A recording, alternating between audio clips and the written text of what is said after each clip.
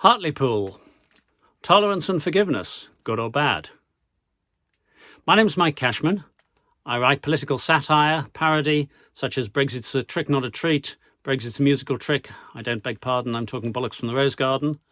Produce it with some great singers as music on CD, sorry, get that one the right way up, or indeed you can get that on USB. And at the end of this video, I will tell you how you can get one of these books for free if you act reasonably quickly. Okay, so on Any Answers, BBC Radio 4, I was seeking to get onto the programme. I had a point that I wanted to make, and on this occasion I didn't get on. I have been on a number of other times. I'll tell you what that point is in a moment.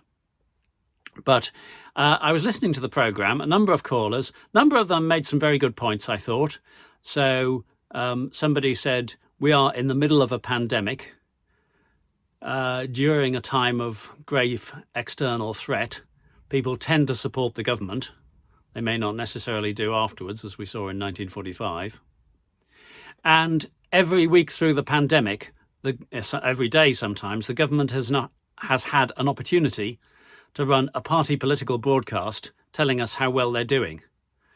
They may not have always taken the opportunity that way, it may not have always been received that way, but they have had that opportunity. That's inevitable. Somebody else said the Tory voters are very forgiving, or the Tories are very forgiving. I think this applies both to voters and MPs.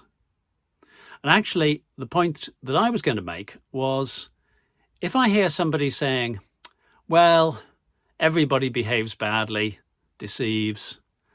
If I didn't have him, it would probably be somebody worse. I can't expect honesty. What you see is what you get. Here's what he is. He's doing his best.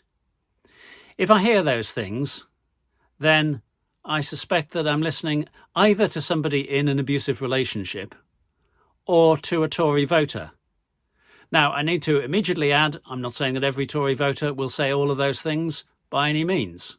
You may wish to comment otherwise in the comments box on this video. But I have heard all of those things from Tory voters. There is a bit of a pattern there.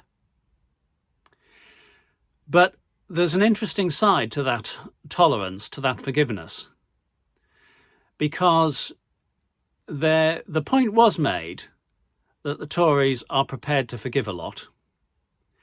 And if they have a battle over leadership, for example, they have that battle, but when it's done, they tend to all pitch in behind the leader. Now, it may be the case that they say, well, this isn't necessarily the person I would have chosen as leader. Maybe they have to hold their nose a bit on certain aspects, but they're quite focused on getting into power and therefore uniting behind the leader, whoever that is, in order to gain power and do what they want to do. And you can even look at the way that Nigel Farage cooperated to some extent with Boris Johnson in the last election. Now, it does seem that that is a contrast with what happens on the Labour side, and people have got passionate beliefs. I understand that, and they believe that their own way forward for the country is right. But it does seem to me that in the Labour Party, as a lot more infighting goes on, not just during a leadership campaign, which is fair enough, but before, during and after, and if your response to this video is to say that you would have preferred a Labour leader, somebody who was here in the past, well, that's interesting, but it doesn't necessarily advance the cause. Now, I know that some of the communications about changed appointments after the elections have not been great. But nonetheless, I think even looking at the interactions, for example, on social media in the wake of those elections, then I hate to say this, but there is something to learn from the Tories' approach to say, whoever's the leader, let's get behind them.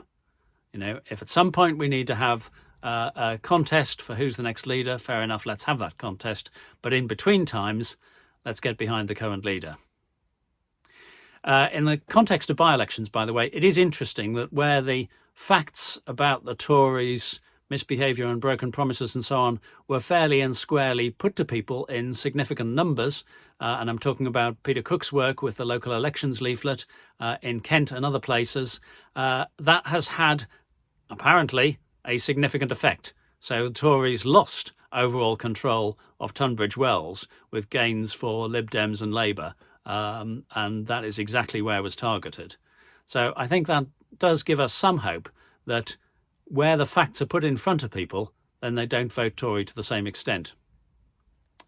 Anyway, I said that I would offer you a free book, and here it is. Here's how you get your free book.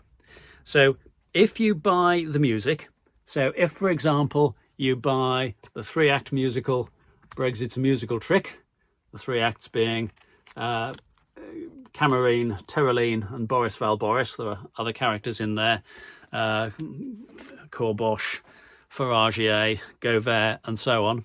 But if you buy that CD, just order that from Amazon or Etsy, then provided you send an email to info@viewdelta.com on the day of your purchase and use the code word tolerance so that I know that it's through this video that you've seen the promotion, then I will, provided you do that, I will throw in all of the lyrics and many other parody songs in the form of the Brexit's Musical Trick paperback as well. It would be great if you like the Facebook page, Brexit's Musical Trick, and subscribe to the channel, which is called Brexit's a Trick, Not a Treat. Uses the name of the first book. But buy the music, CD or USB on Amazon or Etsy. Send an email to info@viewdelta.com on the day of your purchase, otherwise it'll be too late, and then I will add in the free book because they're dispatched from here if you're buying music. Similarly, if you buy I Don't Beg Pardon, I'm talking Bollocks from the Faux Rose Garden.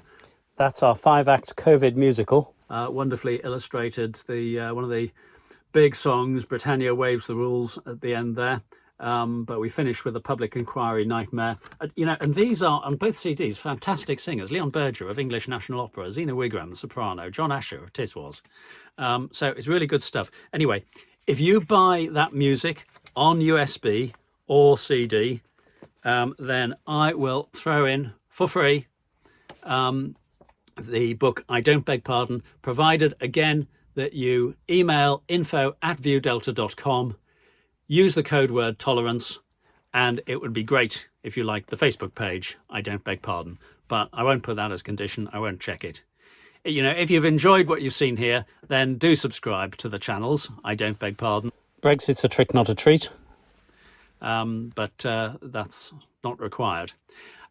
This is a limited availability offer.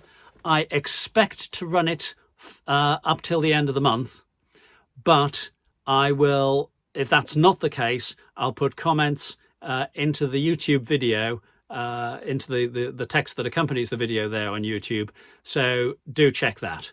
But my intention is that everybody who buys the music and sends that email in that time will get themselves a free book. And, oh, by the way, I'm making this video May 2021 in case you see it much later. Okay, hope that's been useful or interesting, and do feel free to, if you've enjoyed it, to subscribe to the channel. Thank you.